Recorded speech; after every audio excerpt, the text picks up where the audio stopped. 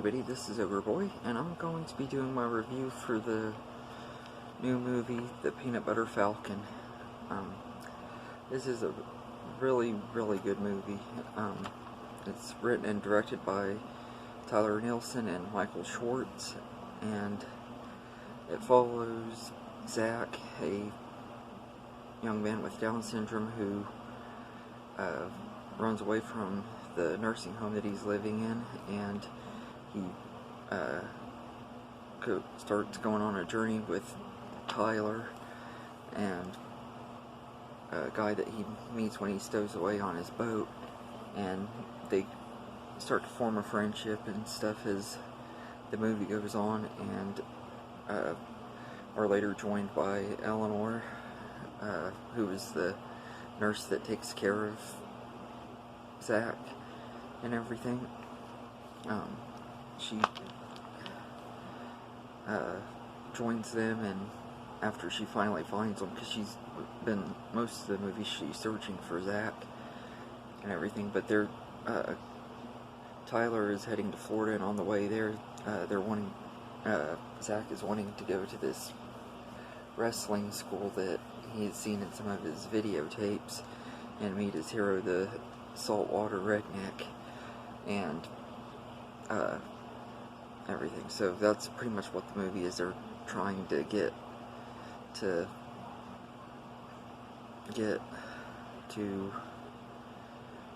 this place so that he can meet the saltwater redneck and go to the wrestling school. And they're also on the run, trying to avoid a couple of guys who are after them after Tyler had burnt their dock down and everything. So there's that too. But I'm not going to say anything else because I don't want to spoil what happens in the movie or anything. But this movie is such a good movie. I went in seeing it. I didn't know really that much about it and everything. Just a little bit that I had heard from people that had reviewed it and stuff on Letterboxd, and man, I'm glad I went to see this movie. The cast everybody is great in their roles. They all fit the roles perfectly, and especially the leads, and they all have really great chemistry. Zach Sagan, I hope I said his name right, plays Zach, and I thought it was awesome that they actually had a real man with Down syndrome play the character. It just made the movie feel more realistic and everything, and he was awesome. He stole the show. He just was really great. I thought it was really awesome that they had him play this character. Shia LaBeouf plays Tyler, and he's really good too. I haven't seen him in a movie since probably the last Transformers movie he was in, and man, this movie was great.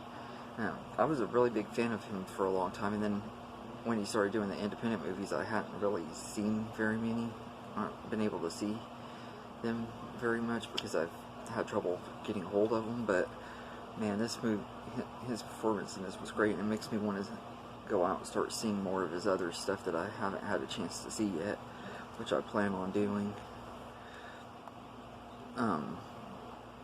Dakota Johnson plays Eleanor, and the only other movies that I've seen her in are the 50 Shades movies, and man, she is great in this movie.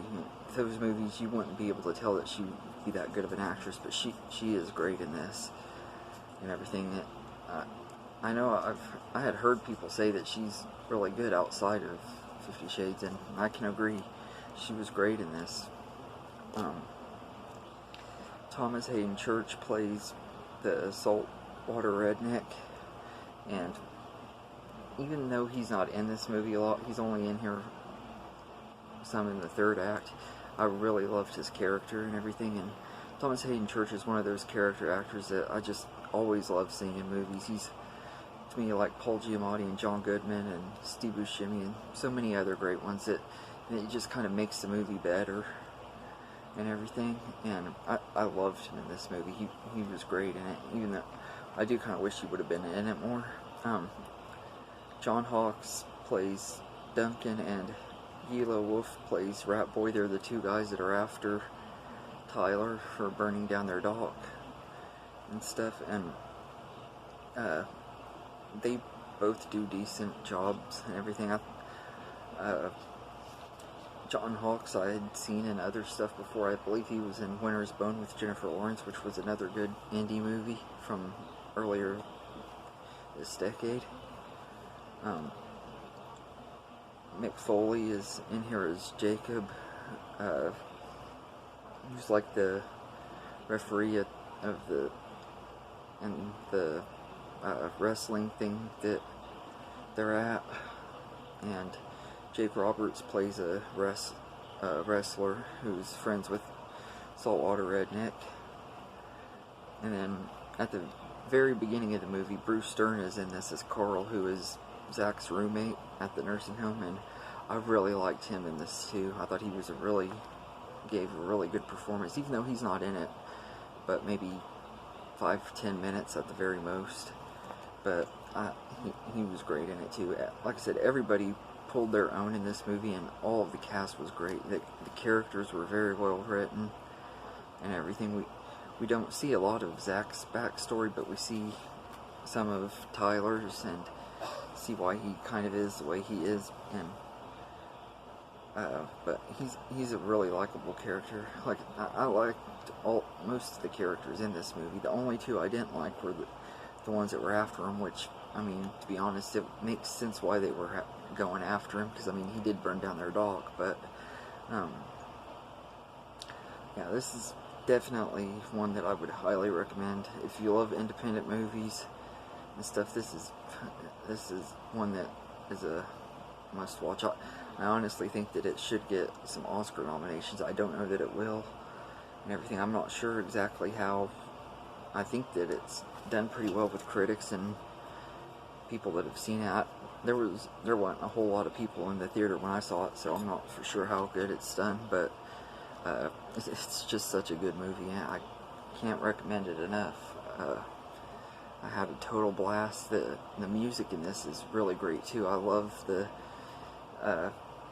instead of a score, they like rely on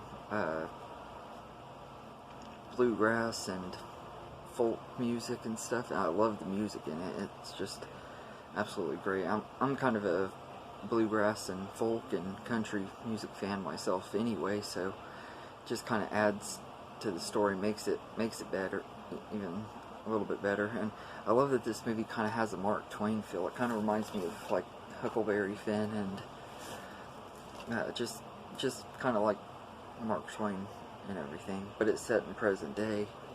I think it might have been set 10 years ago. I'm not sure, because one of the characters uses a flip phone, which who uses a flip phone anymore besides Captain America? But I'd give the Peanut Butter Falcon a 10 out of 10. It's just such a great movie. The cinematography is gorgeous in this movie. The cast is perfect. The storytelling is perfect, and it's just such a good movie. And like I said, if you're a fan of indie movies and movies that tug at your heartstrings, this is one that definitely I would recommend and everything. I know there's some people that I know personally that I think are going to love this movie, and I definitely would recommend it. It's just such a good movie and everything. It's easily one of my favorite movies of this year so far and everything. And I'm really glad that I had read the review. One of my friends on Facebook, Michael K, had reviewed this on Letterboxd, and that's what kind of got me interested in it, because I was already somewhat interested in seeing it, and then I had read it, and I agree with every word he said on that. So if you're watching this, Michael K, thank you for doing that review, because it made me want to see this movie even more, and I totally agree with every word you said. This movie is just great and everything. The only thing that I kind of didn't like about it was that I wasn't ready for it to end and everything, because of how good it is and everything. I actually kind of want a sequel, but I doubt they will make one. It's not one that really warrants a sequel, but I just loved spending time with these characters so much and everything. So anyway, I hope you enjoyed this video, and like I said, I really hope you see this movie. It's one that really is worth seeing and everything, and have a good day, everybody.